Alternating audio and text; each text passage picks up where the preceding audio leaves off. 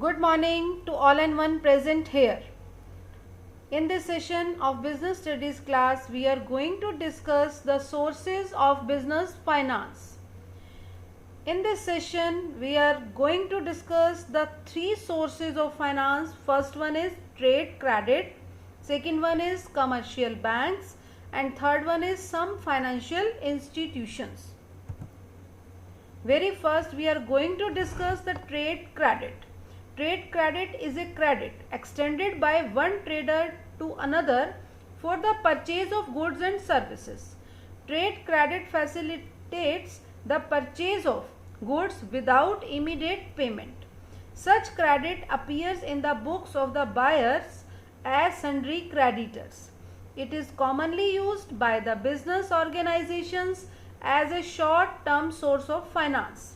The volume and period of trade credit depends on factors such as reputation of the purchasing firm, financial position of the seller, volume of purchase, competition in the market, etc. Dear students, what is the meaning of trade credit? Really में trade credit क्या है कि एक तरह से जो seller है वो अपने बायर को क्रेडिट बेस पर उधार में गुड्स को क्या कर रहा है, सेल करने की फैसिलिटी दे रहा है उसे। बायर को अट्रैक्ट करने के लिए सेलर क्या करता है कि गुड्स को क्रेडिट बेस पर उसे सेल करने के लिए रेडी हो जाता है। इससे बायर को क्या बेनिफिट मिलता है कि वो इमीडिएट पेमेंट से जो है अपने आप को बचा लेता है और उसके पास टाइम पीरियड हो जाता है कि वो उन्हीं गुड्स को सेल करे और सेल करने से जो मनी उसके पास आए और वो मनी किसे वो पे कर दे, सेलर को पे कर दे, अपना प्रॉफिट मार्जिन वो सेव कर लेता है और सेलर को जो कॉस्ट होती है वो उसको पे कर देता है। ट्रेड क्रेडिट की फैसिलिटी जो है वो कहाँ रहती है, रिटेलर और होलसेलर के बीच में रहती है। एक मैन्युफैक्चरर और होलसेलर के बीच में रहती है।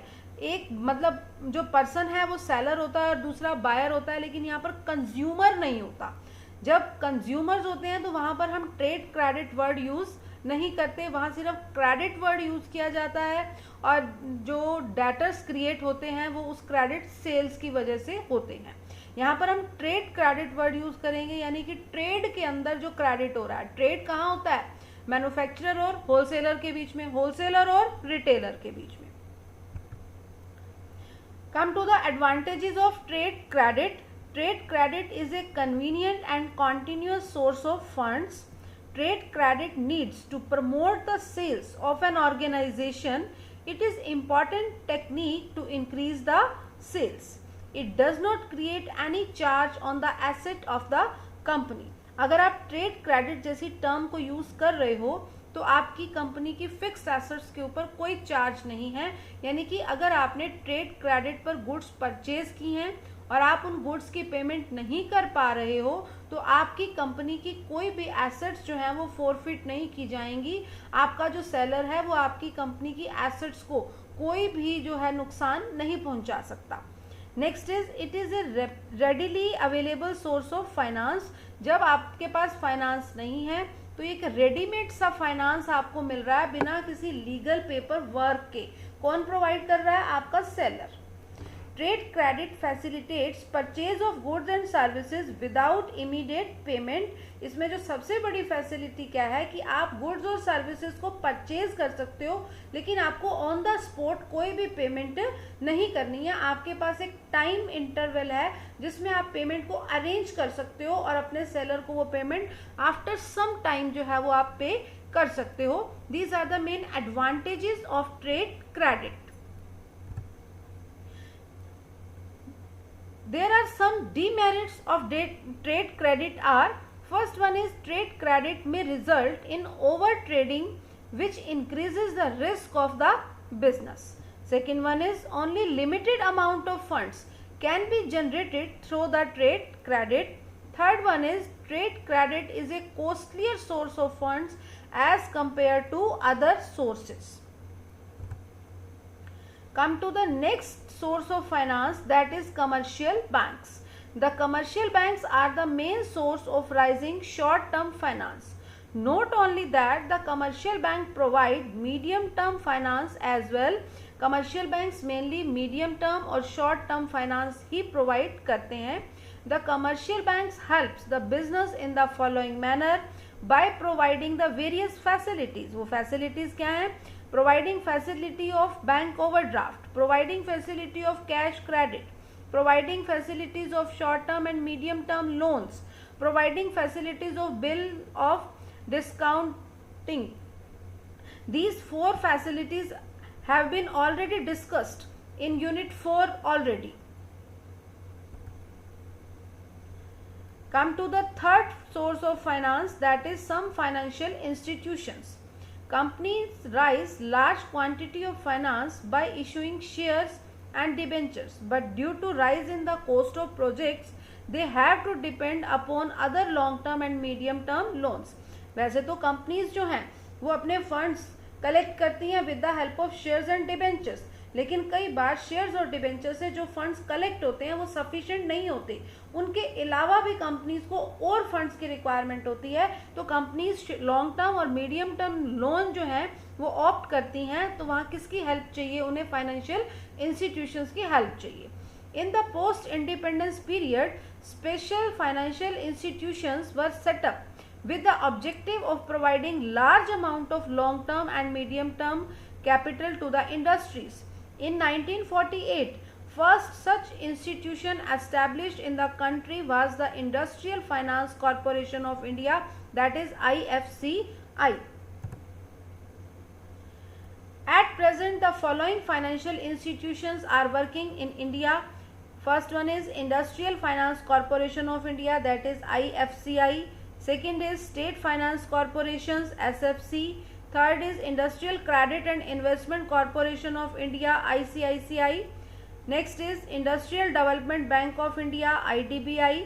Next is State Industrial Development Corporation, SIDC. Next is Unit Trust of India, UTI. Next is Industrial Investment Bank of India Limited, IIBI. And last one is Life Corporation of India, that is LIC. Very important point यहाँ students क्या रहेगा कि जितने भी ये financial institutions हैं इनकी full forms examination point of view से वेरी वेरी इंपॉर्टेंट है. What is the full form of IDBI? What is the full form of UTI? What is the full form of SFC? इस तरह का question आपसे exam में mostly पूछा जाता है. Features of financial institutions are: financial institutions provide long term and medium term finance to industrial enterprises at a reasonable rate of interest. Minimum rate of interest के ऊपर फाइनेंशियल इंस्टीट्यूशंस इंडस्ट्रीज को, manufacturing plants को जो है loan provide करती हैं. वो loan mostly long term और मीडियम टर्म पीरियड के लिए होता है. Financial institutions provide managerial as well as financial advice on various matters.